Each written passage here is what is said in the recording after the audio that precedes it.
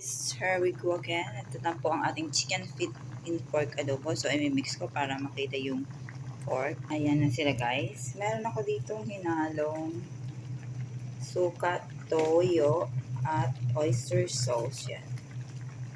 Ilalagay na natin.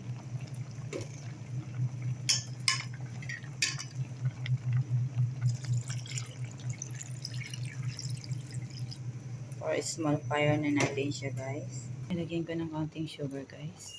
Ayan, hayaan natin small fire hanggang lumambot siya ng maganda at magiging malasa. Our chicken feet adobo is almost done. So, we gonna put into small fire para malasa ng gusto. By the way, almost cooked na po yung pork natin and chicken.